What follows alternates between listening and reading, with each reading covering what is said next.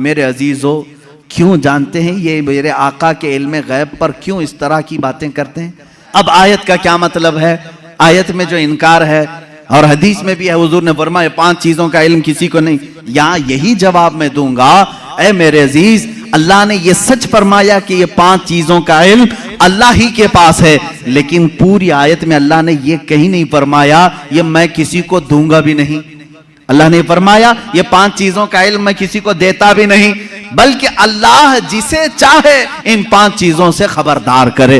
جب عام بندوں کو اللہ ان 5 چیزوں سے خبر کر سکتا ہے تو اپنے غیب بتانے والے رسول کو کیا یہ 5 چیزوں کا علم نہیں دیا جائے گا؟ بے شک میرے آقا صلی اللہ تعالیٰ علیہ وسلم کو خبریں تھی۔ اب آؤ احادیث کی روشنی میں کون کون سی چیزیں صحابہ نے محسوس کی ہیں۔ جنگ بدر کے قیدی جو تھے، وہ جو قید ہوئے تھے 70 لوگ تھے، ان کے بارے میں مشورہ ہو رہا تھا۔ بہت ساری چیزیں ہیں غیب کی خبروں میں، مشورہ ہو رہا تھا کہ کیا کیا جائے۔ بعض نے کہا ان کو مار ڈالیں، جلا دیں، بہت انہوں نے ستایا ہے مسلمانوں کو، لیکن حضرت ابوبکر صدیق رضی اللہ تعالیٰ عنہ کے مشورے پر عمل ہوا۔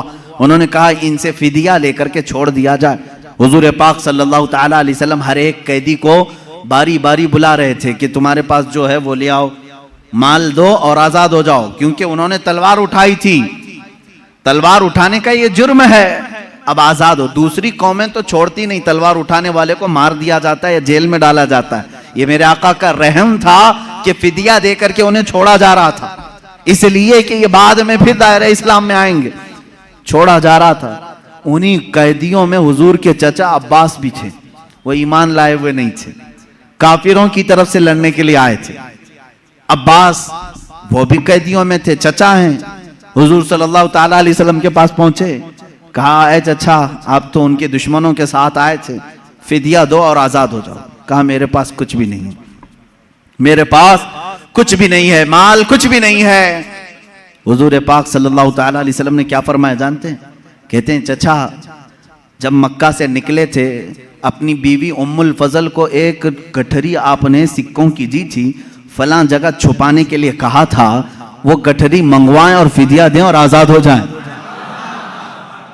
اللہ اکبر۔ حضرت عباس کہتے ہیں یہ راستہ میرا اور میری بیوی کا یہ محمد عربی صلی اللہ علیہ وسلم جنگ کے میدان میں بتا رہے ہیں، چچا آپ گھر سے نکلتے وقت جو پیسوں کی تھیلی اپنی بیوی کو سپرد کر کے آئے تھے اور کہا تھا فلاں جگہ چھپا کے رکھنا، کسی کو بتانا مت، حضور یہ تک بتا رہے ہیں۔ حضرت عباس نے کہا میں فدیہ تو لاؤں گا لیکن پہلے کلمہ طیبہ بھی پڑھ لوں گا۔ دائرہ اسلام میں آئی حضرت عباس رضی اللہ تعالیٰ عنہ حضور صلی اللہ تعالیٰ علیہ وسلم پر ایمان لائے۔ میرے عزیزو ان کا تو یہ عقیدہ تھا کہ رسول ہمارے گھروں میں چھپی ہوئی چیزوں کو بھی جانتے۔ جنگ بدر میں آئے ہوئے، اور بھی جنگ بدر ہی سے متعلق بڑی نفیس بات ہے، حدیث ہے۔ جنگ بدر میں جو کفار و مشرکین آئے تھے، اس میں کئی غیب چھپے ہوئے ہیں، کئی غیب جن کی خبریں حضور صلی اللہ علیہ وسلم نے دی۔ ختم ہوئی، اس میں کافروں کو بھاری نقصان ہوا تھا، بڑا نقصان ہوا تھا۔ یہ تو معلوم ہے کہ صرف 14 صحابہ کی وفات ہوئی، شہادت ہوئی، باقی 70 ان کے مارے گئے، 70 قیدی بنائے گئے، پورا مال وہ چھوڑ کے بھاگے تھے، جو 1000 کی تعداد میں آئے تھے اور ادھر 313 ہی تھے۔ اس کے بعد وہ اسی غم میں پیچ و خم کھا رہے تھے، گلتاں پیچاں تھے، مکہ کے لوگ یعنی حسد میں جل رہے تھے۔ ان میں سے ایک شخص تھا صفوان، اس کے باپ کو قتل کر دیا گیا تھا میدان بدر میں، امیہ باپ مار دیا گیا۔ جب لوگ جا کر کے واقعات سنا رہے تھے، وہ بہت مالدار آدمی تھا صفوان، بہت غم میں آ گیا کہ میرے باپ اتنے بڑے آدمی سردار قریش کو محمد کے ساتھیوں نے قتل کر دیا۔ غم و غصے میں، غیظ میں وہ جل رہا تھا۔ اسی کی کیٹیگری کا ایک اور شخص عمیر بن وہب، عمیر بن وہب ان کا بیٹا قیدی بن کر کے حضور کے پاس گرفتار ہو چکا تھا۔ ایک کا بیٹا قیدی بنا ہے، ایک کا باپ مارا گیا ہے، دونوں سیم کیٹیگری کے ہو گئے، دوستی جلدی ہوتی ہے۔ ایسے دونوں کا جب میٹر سیم ہو تو دل کی باتیں شیئر ہوتی رہتی ہیں۔ عمیر بن وہب صفوان بن امیہ کے پاس آئے، حتیم کعبہ کے اندر، خانہ کعبہ کے حتیم کے اندر بیٹھے۔ عمیر بن وہب نے کہا میرے پاس تو کچھ ہے نہیں، مال و دولت، لوگوں کے قرضے بڑے ہوئے ہیں اور ہر کوئی قرضہ مانگنے آتا ہے، ایسے میں میرے بیٹے کو محمد نے قید کر لیا ہے، کیا کہوں؟ صفوان نے دیکھا سیم میٹر میرا بھی ہے، مجھے بھی بدلہ لینا ہے، اس کا بھی ہے، ایک کام کرتے ہیں۔ اس نے آفر دیا، کہا اے عمیر تیرے سارے قرضے چکا دوں گا، پلس انعام دوں گا اور میری طرف سے تلوار دوں گا، بس تو محمد کا قتل کر کے آ، صلی اللہ تعالی علیہ وسلم۔ دونوں خفیہ میٹنگ کرتے ہیں خانہ کعبہ کی حتیم میں بیٹھ کر، اور اس کے بعد صفوان نے اپنی تلوار کو زہر میں بجھا کر آگ میں تپا کر کے کہ کسی کو تھوڑا زخم بھی دے دیا جائے تو وہ مر جائے، اتنی زہریلی تلوار عمیر بن وہب کے ہاتھ میں تھی۔ عمیر بن وہب کو شیطان قریش کہتے تھے کہ سب کو بھڑکانے والا، جنگ بدر میں لانے والا عمیر بن وہب یہ زہریلی تلوار لے کر مدینے آئے۔ مدینے جس وقت یہ پہنچا، یہاں حالات کیسے تھے؟ مسجد نبوی کے اندر وہ قیدی بندھے ہوئے تھے، حضور پاک صلی اللہ تعالیٰ علیہ وسلم اندر ہیں، حضرت عمر فاروق رضی اللہ تعالیٰ عنہ چند صحابہ کے ساتھ پہرا دے رہے تھے، اور حضرت عمر جہاں کھڑے ہوں کس کی مجال ہے کہ اندر جائے۔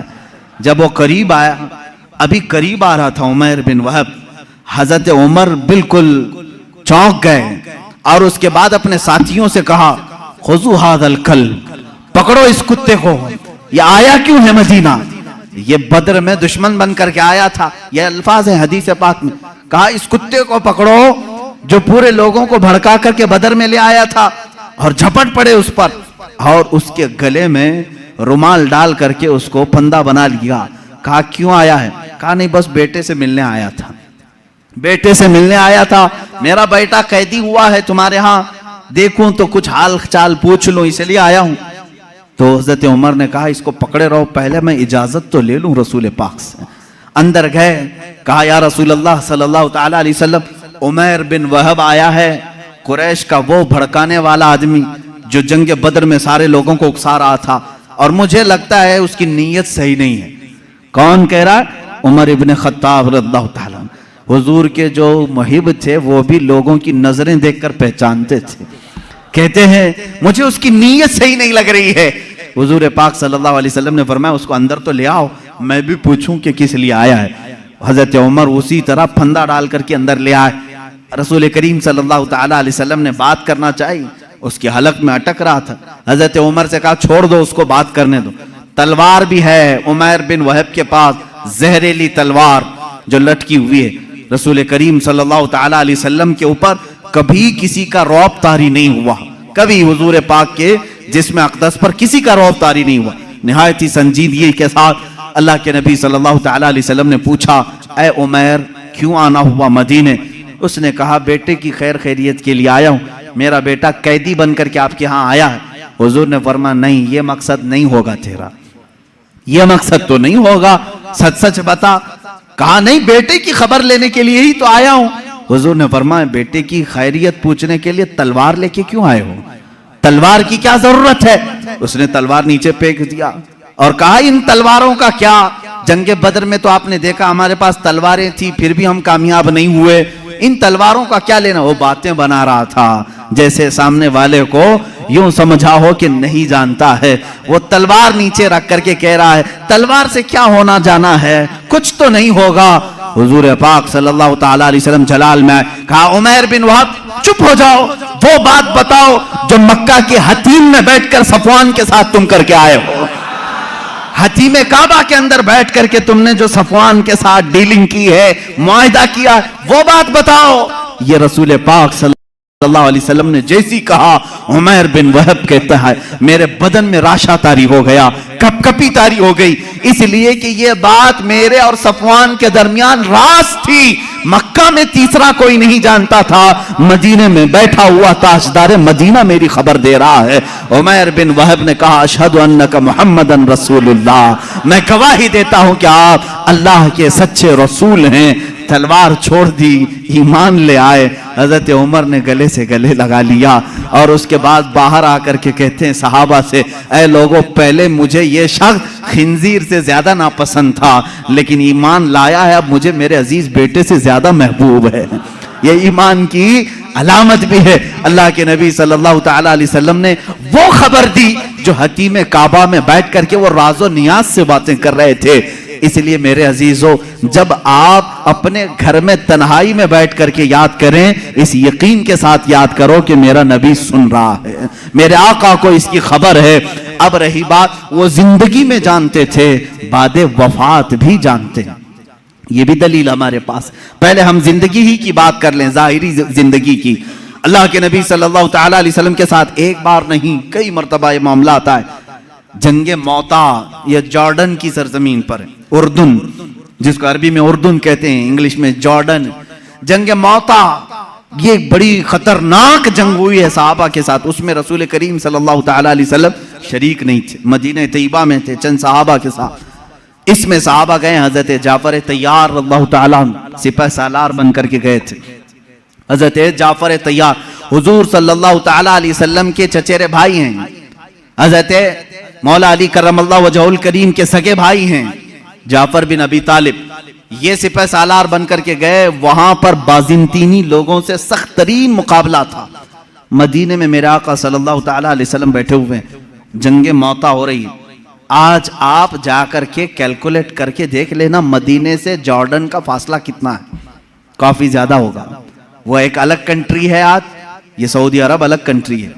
دوپہر کا وقت ہے، اللہ کے نبی صلی اللہ تعالیٰ علیہ وسلم مسجد میں بیٹھے ہیں، صحابہ سامنے ہیں۔ حضور اکرم صلی اللہ تعالیٰ علیہ وسلم اچانک آپ کی آنکھوں میں آنسوں کا قطرہ ہے۔ آپ نے فرمایا جنگ موتا میں جعفر طیار کے ہاتھ میں علم تھا، لیکن وہ شہید کر دیے گئے، شہید کر دیے گئے۔ پھر فرمایا اب علم عبداللہ بن رواحہ کے ہاتھ میں ہے۔ حضور صلی اللہ تعالیٰ علیہ وسلم یہاں صحابہ کو بتا رہے ہیں۔ تھوڑی دیر کے بعد حضور نے فرمایا عبداللہ بھی شہید کر دیے گئے، ایک اور صحابی کا نام لیا۔ پھر اس کے بعد حضور صلی اللہ تعالیٰ علیہ وسلم نے فرمایا اے میرے صحابہ، اب علم اس کے ہاتھ میں ہے جس کو سیف اللہ کہا جاتا ہے، یعنی اللہ کی تلوار کے ہاتھ میں اب جھنڈا آیا ہے۔ کون ہے؟ خالد بن ولید کے ہاتھ میں ہے۔ اللہ رب العزت خالد بن ولید کے ہاتھ میں فتح رکھا ہے۔ اس کے بعد شام ہوئی، صحابہ اکرام کو حضور نے بشارت دے دی، خوشی مناؤ کہ جنگ موتا میں اسلام کو فتح نصیب ہوئی، مسلمان غالب آئے۔ یہ جنگ ختم ہونے کے تقریباً 1 مہینے کے بعد صحابہ واپس آئے، اور جب جنگ کی فتح کی خبر مدینے میں پھیلتی تھی تو لوگ خوشیوں سے استقبال کے لیے باہر جاتے تھے، لیکن یہاں مدینے میں پہلے سے خوشیاں ہو چکی تھیں۔ 1 مہینے کے بعد وہ صحابہ آئے اور وہ آ کر کے حالات بیان کرنا چاہ رہے تھے۔ صحابہ نے کہا رکو رکو، ہم خود بتاتے ہیں جنگ موتا میں کیا کیا ہو رہا تھا۔ وہ کہتے ہیں کیا پہلے جھنڈا جعفر ابی طالب کے پاس نہیں تھا؟ کہا ہاں تھا، وہ شہید ہو گئے، ان کے بعد عبداللہ کے پاس تھا؟ کہا ہاں تھا۔ کہا ان کے بعد زید بن حارثہ کے پاس تھا؟ کہا ہاں ان کے پاس تھا۔ پھر جھنڈا خالد بن ولید کے ہاتھ میں آیا اور فتح ہو گئی۔ وہ صحابہ کہتے ہیں ہم لڑنے کے لیے گئے تھے، تم مدینے میں بیٹھے تھے، خبریں تم دے رہے ہو۔ ان صحابہ نے کہا ہاں بات ہمارے علم غیب کی نہیں، رسول اللہ کے علم غیب کی ہے۔ جس وقت تم جنگ کے میدان میں تھے، اللہ کے نبی پورے موتا جنگ کا نقشہ ہمیں مدینے میں بتا رہے تھے۔ عزیزان گرامی وقار، اسی کو امام اہل سنت فاضل بریلوی نے فرمایا ہے، سر عرش پر ہے تیری گزر، دل فرش پر ہے تیری نظر، ملکوت و ملک میں نہیں کوئی شے، وہ جو تجھ پہ عیاں نہیں۔ یا رسول اللہ اور کوئی غیب کیا تم سے نہا ہو بھلا، جب نہ خدا ہی چھپا تم پہ کروڑوں درود۔ عزیزان گرامی وقار، بے شمار واقعات میں صحابہ کہتے ہیں ہمیں معلوم تھا، اللہ کے نبی صلی اللہ تعالیٰ علیہ وسلم کو اس کی خبر تھی۔ اب اپنے بعد ہونے والے حالات کو جو حضور نے بیان کیے وہ خود ایک الگ ٹاپک ہے، قیامت کی نشانیاں۔ رسول کریم صلی اللہ تعالیٰ علیہ وسلم نے کیا کیا نہیں بیان کیا۔ ایک صحابی حضرت حذیفہ بن یمان رضی اللہ تعالیٰ عنہ، یہ ایک ایسے صحابی ہیں، یہ ان کی خصوصیت یہ تھی حضرت عمر فاروق ان کو دیکھتے رہتے تھے۔ کیوں جانتے ہیں؟ یہ راز حضور صلی اللہ تعالیٰ علیہ وسلم کے کچھ رازوں سے یہ واقف تھے۔ حضرت حذیفہ، حضرت عمر جو ہے جب بھی کسی کا جنازہ ہوتا تو سب سے پہلے صفوں میں حضرت حذیفہ کو دیکھتے تھے۔ اگر حضرت حذیفہ نماز میں ہیں تو حضرت عمر نماز پڑھتے تھے، اگر حضرت حذیفہ نہیں ہوتے تو حضرت عمر بھی نماز نہیں پڑھتے۔ کیوں؟ کیا بات ہے؟ کیا چیز ایسی تھی؟ آپ سے پوچھا گیا امیر المومنین کیا بات ہے؟ کیوں آپ حذیفہ کو تلاش کرتے ہیں اور جب حذیفہ جماعت میں ہو تو آپ نماز پڑھتے ہیں جنازے کی، وہ نہ ہو تو نماز جنازہ نہیں پڑھتے؟ بات یہ ہے میرے عزیزو، حضرت حذیفہ کہتے ہیں رسول کریم صلی اللہ تعالی علیہ وسلم نے ان کو قیامت تک آنے والے منافقین کا نام کے ساتھ بتایا تھا، فلاں بن فلاں منافق ہے، فلاں بن فلاں منافق ہے، فلاں بن فلاں منافق ہے۔ حضرت حذیفہ کہتے ہیں میں نے سب نام یاد رکھے۔ حضرت عمر کہتے ہیں یہ راز رسول کے جانکار تھے اور یہ جانتے تھے کہ کون مرا ہے، مومن مرا ہے کہ منافق مرا ہے۔ حضرت حذیفہ جس جنازے میں شریک ہوتے، حضرت عمر کہتے مومن کا جنازہ گیا، جہاں نہیں ہوتے وہ خود ہی دور ہٹ جاتے۔ حضرت حذیفہ نہیں ہے اس کا مطلب ہے دال میں کچھ کالا ضرور ہے۔ میرے عزیزو، حضور اکرم صلی اللہ تعالی علیہ وسلم نے انہیں نام کے ساتھ بتایا تھا۔ کیا یہ غیب کی خبر نہیں ہے؟ یہ غیب کی خبر نہیں ہے کس کے دل میں کیا چھپا ہے؟ ایمان اور نفاق تو یہ دل کی کیفیت کا نام ہے۔ حضور اکرم صلی اللہ تعالی علیہ وسلم نماز کی حالت میں ہوں اور صحابہ اکرام پیچھے نماز پڑھ رہے ہوں، تب بھی حضور فرماتے ہیں تمہارے رکوع اور سجدے بھی مجھ سے چھپے ہوئے نہیں، تم اپنے دلوں میں جو سوچتے ہو وہ بھی خبر اللہ تعالیٰ مجھ پر منکشف فرماتا ہے۔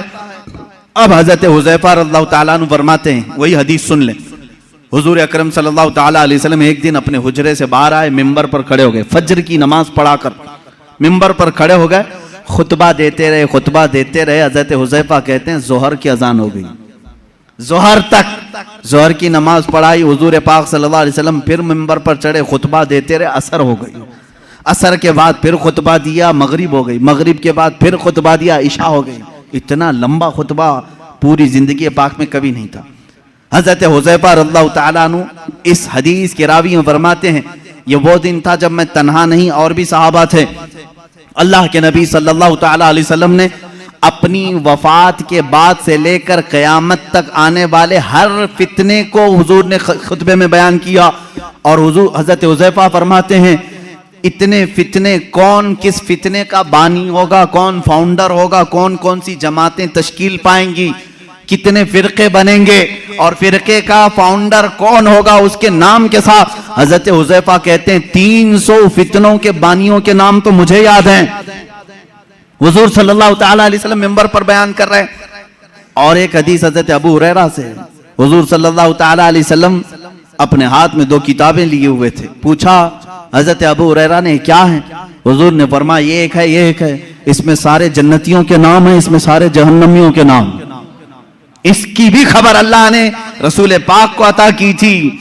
اب کون کون سی چیزوں کو تم نکالو گے کہ یہ نہیں جانتے تھے، وہ نہیں جانتے تھے، کون جنتی ہے اور کون دوزخی ہے، اس کی خبر بھی میرے آقا صلی اللہ تعالیٰ علیہ وسلم عطا فرما رہے ہیں، بلکہ جنت کے اندر پہنچنے والوں کی خبریں، دوزخ میں کون کون جائے گا ان کی خبریں، قبروں کے متعلق، یہاں تک کہ ایک حدیث پاک ہے حضور صلی اللہ تعالیٰ علیہ وسلم گزر رہے تھے، ایک جگہ قبرستان کے کھڑے ہو گئے اور آپ نے ایک بیری کے درخت کی ٹہنی شاخ کو توڑ کر ان قبروں پر لگایا، ہرے ہرے پتے تھے۔ صحابہ نے پوچھا یا رسول اللہ صلی اللہ تعالیٰ علیہ وسلم کیا بات ہے؟ آپ نے یہ پتوں کو ان کی قبروں پر رکھا، یہیں سے پھول چڑھانے کا ثبوت بھی ہمیں ملتا ہے۔ حضور پاک صلی اللہ تعالیٰ علیہ وسلم نے ہری بھری ٹہنیاں لگائی۔ حضور اکرم صلی اللہ تعالیٰ علیہ وسلم فرماتے ہیں میں گزر رہا تھا، میں نے دیکھا ان دونوں قبروں پر عذاب ہو رہا ہے، ان دونوں قبروں پر عذاب ہو رہا ہے، اور دونوں کو عذاب کس وجہ سے ہو رہا ہے یہ بھی میرے آقا نے فرمایا، ایک چغلی کرتا تھا اور دوسرا پیشاب کے چھینٹوں سے نہیں بچتا تھا، پیشاب کے جو قطرے ہیں وہ اڑ کر کپڑے میں لگتے ہیں، اس پر بھی عذاب دیا جا رہا ہے قبر میں۔ حضور اکرم صلی اللہ تعالی، اسی لیے کسی بھی مومن کو یہ زیب نہیں دیتا کہ وہ کھڑے ہو کر کے پیشاب کرے اور چھینٹے اپنے بدن پر اچھالے، یہ مسلمان کو زیب نہیں دیتا، ورنہ وہ قبر میں عذاب میں گرفتار ہوگا۔ پیشاب کے چھینٹوں سے اپنے آپ کو بچاؤ، اس سے بیماریاں بھی آتی ہیں، نسیان کی بیماری، جو پیشاب کے چھینٹوں سے اپنے آپ کو نہیں بچاتا اس کو بھولنے کی بیماری لگ جاتی ہے، بار بار بھولے گا، حافظہ کمزور ہوگا، اور پلس عذاب الگ۔ حضور اکرم صلی اللہ تعالیٰ علیہ وسلم فرماتے ہیں دونوں قبروں پر میں نے ٹہنیاں اس لیے رکھی کہ ہر ہرا پتا اللہ کی تسبیح بیان کرتا ہے، جب تک وہ تازہ ہوتے ہیں اللہ کی تسبیح بولتے ہیں پتے، اور ان کی تسبیح پڑھنے سے ان کے قبر کے عذاب میں تخفیف ہو جاتی ہے۔ عذاب ان کا ہلکا ہو جاتا ہے۔ اب سمجھ گئے آپ، قبر پر ٹہنیاں لگانے کا ثبوت اسی حدیث پاک سے ہے۔ پھول بھی تازے ہم اس لیے ڈالتے ہیں کہ وہ تسبیح پڑھیں اور قبر والے کو اس کا فائدہ ہو۔ ہاں، اولیاء کاملین کے مزارات پر اس لیے کہ ان کے درجات میں بلندی ہو، عذاب میں تخفیف گنہگاروں کے لیے، اور جو نیکوکار ہیں ان کے درجات میں بلندی کے لیے، دونوں بھی مقصد ٹھیک ہیں۔ حضور اکرم صلی اللہ تعالی علیہ وسلم نے قبر کے اندر کے حالات بھی بیان فرمائے۔ قبر کے اندر کے حالات، ایک بار خطبے کے لیے کھڑے ہوئے لوگوں سے پوچھا، اے لوگوں کچھ پوچھنا ہے مجھ سے پوچھ لو، کچھ پوچھنا ہے مجھ سے پوچھ لو۔ ایک صحابی حضرت عبداللہ، انہوں نے پوچھا کہ یا رسول اللہ صلی اللہ علیہ وسلم میرے باپ کون ہیں؟ میرا باپ کون ہے؟ لوگ ان کو تانا مارتے تھے۔ حضور صلی اللہ تعالی علیہ وسلم نے فرمایا عبداللہ تیرے باپ کا نام حذافہ ہے، حذافہ ہے۔ اور تحقیق کے بعد یہی بات ثابت ہوئی، ان کے والد عبداللہ بن حذافہ ان کے والد تھے۔ حضور صلی اللہ تعالی علیہ وسلم کو اس کی بھی خبر ہے کون کس کا بیٹا ہے، اس کی بھی خبر ہے۔ اب بعد وفات کی بات بھی میں بتا دوں، کیا حضور صلی اللہ تعالی علیہ وسلم کو ان کی وفات کے بعد کی خبر ہوگی کہ نہیں ہوگی؟ رسول کریم صلی اللہ تعالی علیہ وسلم کو وفات کے بعد خبر ہے یا نہیں؟ حیات بعد الممات، یہ میرا خود الگ ایک عنوان رہے گا، حیات النبی۔ لیکن حضور کی وفات کے بعد وہ اپنی امت کو جانتے ہیں کہ نہیں جانتے؟ عزیزان گرامی، ایک صحابی کہتے ہیں حضور صلی اللہ تعالی علیہ وسلم سے، انہوں نے عرض کیا آقا میں آپ سے قریب ہونے کے لیے کیا کروں؟ حضور صلی اللہ تعالی علیہ وسلم کی وفات کے بعد کی بات پوچھ رہے ہوں۔ حضور نے فرمایا تم کثرت سے درود پڑھو، کثرت سے درود پڑھو۔ انہوں نے پوچھا، ہر اس صحابی نے اچھا کیا جو پوچھا، اس زمانے میں وہ فتویٰ بھی دیا جا سکتا ہے۔ انہوں نے پوچھا یا رسول اللہ صلی اللہ علیہ وسلم کیا آپ کی وفات کے بعد، موت کے بعد میرا پڑا ہوا آپ تک پہنچے گا؟ یہی تو سوال ہے دوسروں کا۔ اور انہوں نے سنیوں کا بوجھ بھی ہلکا کیا، کوئی شک میں نہ رہے۔ حضور پاک صلی اللہ علیہ وسلم نے جواب میں بھی اتنا ہی نہیں فرمایا پہنچے گا، بلکہ یوں فرمایا صحابی کو، وہ اور لوگ ہیں جن کے مرنے کے بعد ہڈیاں گل جاتی ہیں، جسم سڑ جاتا ہے۔ ان اللہ حرم علی الارض ان تأکل اجساد الانبیاء فنبی اللہ حی یرزق۔ اللہ کے نبی فرماتے ہیں، حدیث ہے، بے شک اللہ نے زمین کو حرام کر دیا ہے، وہ نبیوں کے جسموں کو کھا نہیں سکتی۔ اللہ کے نبی زندہ ہوتے ہیں اور رزق بھی دیے جاتے ہیں، ان کو رزق دیا جاتا ہے۔ تم جو درود پڑھتے ہو صرف پہنچتا نہیں، میرے آقا فرماتے ہیں جس نے درود پڑھا میں اسے بھی جانتا ہوں، اس کے باپ کو بھی جانتا ہوں۔ پڑھو درود مبارک۔ اللہم صلی علی سیدنا محمد وعلی آلہ واصحابہ وبارک وسلم ابدا۔ رسول کریم صلی اللہ تعالی علیہ وسلم فرماتے ہیں میں اس کو بھی جانتا ہوں، اس کے باپ کو بھی جانتا ہوں۔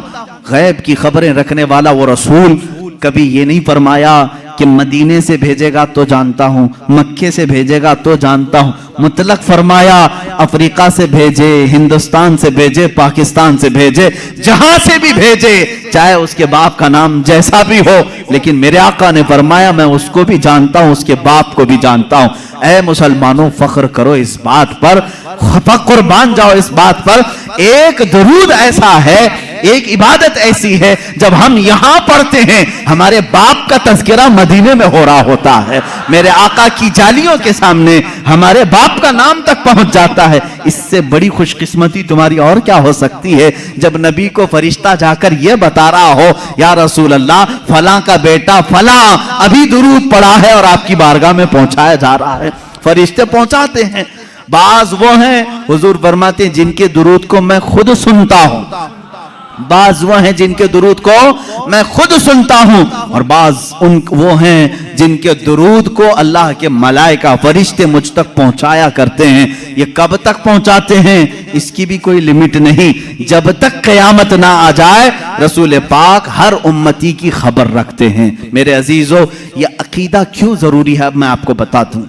ظالموں نے، انگریزوں نے، یہودیوں نے، ان کے اندر ایک جماعت ہے مستشرق، جس کو اورینٹلائزم کہا جاتا ہے۔ یہ مستشرق ہیں، یہ اسلام کو پڑھتے ہیں، ہوتے یہودی ہیں، عیسائی ہیں، مشنری کے لوگ، اسلام کو پڑھتے ہیں، قرآن پڑھتے ہیں، حدیث پڑھتے ہیں، عالم بھی بن جاتے ہیں، اور پھر ہماری یونیورسٹیز میں پڑھاتے بھی ہیں اور لوگوں کے درمیان اسلام کی باتیں کرتے ہیں، لیکن کچھ نہ کچھ اس میں سے اعتراض نکال کر کے مسلمانوں کے عقیدے میں کشمکش لانا چاہتے ہیں، وسوسے ڈالنا چاہتے ہیں۔ ایسے ہر زمانے میں رہے، آج بھی خود مصر میں جامعہ قاہرہ یونیورسٹی کا نام ہے، قاہرہ یونیورسٹی، وہاں پر آج بھی وہ یہودی اسلامی تعلیمات پڑھا رہے ہیں، فقہ اسلامی پڑھاتے ہیں، وہ ہے نہیں مسلمان لیکن اسلامی تعلیمات سے خوب واقف ہیں۔ اور انہوں نے ایک گولڈ زہر نام کا شخص تھا جو مستشرق ہے، اس نے کتابیں لکھی، وہ حدیث بھی اور قرآن کی تفسیر بھی جانتا تھا۔ حیرت ہوگی آپ کو، دنیا کی سب سے بڑی ڈکشنری حدیثوں کو تلاشنے کے لیے بڑا مسئلہ تھا کہ کون سی حدیث کہاں ہے، بخاری میں ہے کہ مسلم میں ہے، مشکات میں ہے، ترمذی میں، ابو داؤد میں، نسائی میں، ابن ماجہ میں، حدیث کی ہزاروں کتابیں، کہاں کون سی حدیث ملے گی؟ اس کی پہلی ڈکشنری جنہوں نے بنایا المعجم المفہرس لالفاظ الحدیث، یہ تقریباً 6 یا 7 جلدوں میں کتاب ہے، ڈکشنری ہے، الف سے اگر حدیث شروع ہوتی ہے تو یہ کہاں کہاں ملے گی اس کے ساتھ لکھا ہوا ہے۔ اس پر پوری محنت کیا 4 یہودی عالموں نے، وہ مسلمان نہیں، ان کو کیوں اتنی فکر ہے، کیوں وہ اتنی محنت کر رہے ہیں؟ تفسیر پر لکھا ہے انہوں نے، علم تفسیر پر کتابیں لکھی ہیں۔ میرے عزیزوں، محبت اسلام میں نہیں، عداوت اسلام میں لکھتے ہیں اور اس کے بعد اعتراض کرتے ہیں خود اپنی طرف سے اور مسلمانوں میں چھوڑ دیتے ہیں۔ یہیں سے جماعتیں بنتی ہیں، یہیں سے جماعتیں بنتی ہیں۔ ان کے جو شاگرد ہیں مستشرقین کے، وہ ماڈرن خیال بن کر کے مسلمانوں میں آتے ہیں اور نئی نئی باتیں لے آتے ہیں۔ محمد بن عبد الوہاب نجدی جو سب سے پہلے اپنے نئے عقائد کو سعودی عرب میں پیش کیا، ان کے استاد کون کون تھے ذرا آپ مجھے بتاؤ، کہاں کہاں پڑھے تھے؟ استاد سے متاثر ہو کر کے آئے۔ ایسے مصر میں بھی بہت سارے ہیں جو جرمنی میں اسلامی تعلیمات پڑھتے رہے، انگلینڈ میں پڑھتے رہے، اسلامک ڈپارٹمنٹ کے اندر بہت سارے مدرس اسلام پڑھانے والے یہودی ہیں، عیسائی ہیں۔ یہ بھی نہیں کہ چھپ کر کے، بلکہ وہ ظاہر بھی ہیں، وہ کہتے بھی ہیں ہم عیسائی ہیں، ہم یہودی ہیں، لیکن اسلام کو ہم پڑھے ہوئے ہیں ایز اے نالج، ایک دراسہ کے طور پر۔ لیکن ان کا کام صرف یہ ہوتا ہے کچھ نہ کچھ وسوسہ ڈالنا، کچھ نہ کچھ وسوسہ ڈالنا۔ ایسے ہزاروں وسوسے انہوں نے ڈالے، لیکن علماء ربانیین کی جماعت ہر زمانے میں رہی ہے جو دنداں شکن ان کا جواب بھی دیتی رہی۔ سب سے پہلے انکار کرنے والے حضور صلی اللہ تعالی علیہ وسلم کے حیات بعد وفات کے لیے یہ مستشرقین ہی تھے۔ انہوں نے شوشہ ڈال دیا تھا کہ نبی مر کر ختم ہو چکے ہیں، اب ان کا کوئی اثر باقی نہیں، انفلوئنس نہیں رہے گا۔ اس طرح کی باتیں انہوں نے لکھی، ان سے ایڈاپٹ کیا کچھ ہماری جماعت کے علماء، وہ بعد میں الگ ہو گئے۔ حضور صلی اللہ تعالی علیہ وسلم کے علم کے بارے میں سب سے پہلے یہی مستشرقین یہودیوں اور عیسائیوں نے سوالات چھوڑے۔ سب سے پہلے انہی کی طرف سے اعتراض آتا ہے کہ رسول پاک صلی اللہ تعالی علیہ وسلم کو کبھی غشی آ جاتی تھی اور اس عالم میں وہ کچھ نہ کچھ بول جاتے تھے، معاذ اللہ رب العالمین۔ اس طرح کی نازیبا تہمتیں انہوں نے حضور کی ذات پر لگائی اور کہا ان کو اتنا علم نہیں تھا فلاں فلاں چیزوں کا، وہ اچانک بول دیتے اور لگ جاتی کچھ چیزیں۔ ان سے ایڈاپٹ کر کے کچھ علماء آئے۔ میرے عزیزو، کیوں جانتے ہیں یہ میرے آقا کے علم غیب پر کیوں اس طرح کی باتیں کرتے ہیں؟ صرف اس لیے کہ امت کے ذہن میں حضور کا مرتبہ کم کر دیا جائے۔ آج تمہیں ڈر کس بات کا لگتا ہے؟ نبی کی شان میں ایک جملہ بھی کہنے سے 1000 بار سوچتے ہو۔ اللہ کے نبی ہیں، ان کے بارے میں ہم مذاق میں بھی کوئی جملہ نہیں کہہ سکتے، ایمان چلا جائے گا۔ آج تک یہ ڈر ہے یا نہیں؟ آج تک یہ ڈر ہے، لیکن یہ چاہتے ہیں کہ ان کو بھی عام انسان کی طرح پیش کر دیں، ان کا بھی مذاق ہو سکتا ہے۔ تو جب امت مذاق کو سہنا پسند کر لے گی تو سمجھ لو کہ تمہارا رشتہ ختم ہو گیا، اب تمہارا اسلام ہی کھوکھلا ہو گیا۔ تم نبی کی ہر بات کو مذاق میں بھی لے سکتے ہو، ارے انہوں نے یوں ہی کہہ دیا ہوگا، کبھی بشریت میں یہ بھی بولتے تھے، کبھی وہ بھی بولتے تھے، ان کی باتیں ایسی تھی، معاذ اللہ رب العالمین۔ یہاں آ جاتی ہے بات سیدھے تمہارے اسلام کی جڑوں پر اس لیے اس کو اتنا ہلکا مت سمجھنا. علم غیب پر ڈسکس کرنے والوں کو میں یہ کہتا ہوں، اے نوجوانوں، تمہاری یہ فیلڈ نہیں ہے، تمہارا یہ میدان نہیں ہے، مناظرے کرنا تمہارا کام نہیں ہے. بس اتنا تم عقیدہ رکھو، ہم اس مسئلے میں کوئی گفتگو نہیں کرنا چاہتے. میرے رسول کو اتنا علم تھا جتنا میرے مولا نے دیا تھا. رب تعالیٰ جانے کتنا دیا تھا، رسول جانے کی کتنا لیا تھا. بس اس پر تم اپنی گفتگو کو ختم کر دینا. دوسرا، کوئی بھی شیطان تمہارے پاس آئے، میسج کرے، رسول کو اس بات کی خبر نہیں تھی، رسول کو اس بات کی خبر نہیں تھی، تم ہر ایک کے ڈیبیٹ میں مت بیٹھنا. شیطان گفتگو میں لگا کر کے تمہارا ایمان سلب کرنا چاہتا ہے، تمہارے ایمان پر ڈاکہ ڈالنا چاہتا ہے. شروع میں تم ڈیفنس میں جواب دیتے رہو گے، اور جب تھک جاؤ گے تب سوچو کہ میرے بھائی صحیح کہہ رہا ہے سامنے والا، میرے پاس تو کوئی دلیل ہی نہیں، ہمارے علماء کے پاس بھی کوئی دلیل ہی نہیں. امام رازی کے پاس شیطان آ کر کے ان کے خدا کا یقین ان کا متزلزل کر گیا تھا. امام رازی وقت کے بڑے امام ہیں. شیطان ایک بزرگ کی شکل میں آیا اور کہا، تم اللہ کو ایک مانتے ہو، کیا دلیل ہے تمہارے پاس؟ انہوں نے دلیل دی. دوسرا، اس نے شیطان کاٹ دیا، کہا یہ تو نہیں ہو سکتا. دوسری انہوں نے دلیل دی، وہ بھی کاٹ دیا. انہوں نے اللہ کے ایک ہونے پر 360 دلیلیں دی. ان کی موت کا وقت قریب تھا، 360 دلیلیں دی. لیکن بعد میں ان کے پیر و مرشد نجم الدین کبریٰ رحمت اللہ تعالیٰ علیہ، ان کی مدد آئی. انہوں نے کہا امام رازی کو، اے رازی، تو اس سے کیوں نہیں کہتا کہ میں اپنے خدا کو بغیر دلیل کے ایک مانتا ہوں؟ بس اتنا کہہ دے اور دامن چھڑا لے. پھر امام رازی نے کہا، ایک وقت ایسا آ گیا تھا رازی کا، وہ سوچنے لگ گئے تھے کہ اللہ ایک ہے بھی کہ نہیں ہے، ایک ہے کہ نہیں ہے. ڈگمگا دیا تھا شیطان. تب پھر پیر و مرشد کی نسبت بھی کام آئی. کہا نہیں، اس بارے میں دلیل ہی نہیں دیتا، میں مانتا ہوں اللہ ایک ہے تو ایک ہے. میں یہی آپ کو آج کہنا چاہوں گا میرے عزیز، تمہارا علم اتنا نہیں کہ ہر شیطان سے مقابلہ کرو، ہر ڈیبیٹ میں تم حصہ لو، یہ تمہاری ذمہ داری نہیں. یہ ڈیبیٹ کرنا، مناظرہ کرنا، یہ علماء مفتیان کرام مناظرین اسلام پر چھوڑ دو. اللہ نے اس فیلڈ کے بھی ماہرین پیدا کیے ہیں، اس میدان کے مجاہد بھی پیدا کیے ہیں جو مخالفین کا دانت توڑ کر کے جواب دیتے ہیں. وہ موجود ہیں، وہ ان کی اپنی فیلڈ ہے. لیکن ہر ایرا غیرہ اس میں بازی لے جانے کی کوشش میں کرے گا تو تمہارا گھوڑا کہیں کا کہیں گر جائے گا اور تم شہید بھی ہو جاؤ گے، گر جاؤ گے. اب یہاں پر میرے عزیزو میری نصیحت سن لو. اس طرح کے ڈیبیٹ جب بھی آئیں، میرے رسول کو کتنا علم تھا کتنا نہیں تھا، تب اتنا ہی کہو. میرا تو عقیدہ اتنا ہے، اللہ نے ان کو بے حساب دیا تھا، جتنا اللہ نے دیا تھا اتنا ان کے پاس تھا. یا اللہ جانے کتنا دیا تھا، رسول جانے کتنا لیا تھا. اسی پر اپنی گفتگو ختم کرو. رسول کریم صلی اللہ تعالیٰ علیہ وسلم کے علم غیب پر زیادہ ڈسکس نہ کرو. اس کے بعد انشاءاللہ اور بھی دیگر بحثیں آئیں گی. حضور بشر تھے کہ نور تھے، حضور حاضر ہیں کہ ناظر ہیں کہ نہیں ہیں، حضور وفات کے بعد زندہ ہیں یا نہیں، حضور کو کتنے اختیارات تھے. یہ سب آج کے مسائل جو پھیلائے ہوئے ہیں کتابوں میں انشاءاللہ العزیز ہر ایک پر تھوڑی سی ہی صحیح گفتگو کرنے کی سعادت ضرور حاصل کروں گا. اس لیے کہ ہم نے رسول مانا ہے تو وہ رسول مانا ہے جیسے صدیق اکبر نے مانا تھا.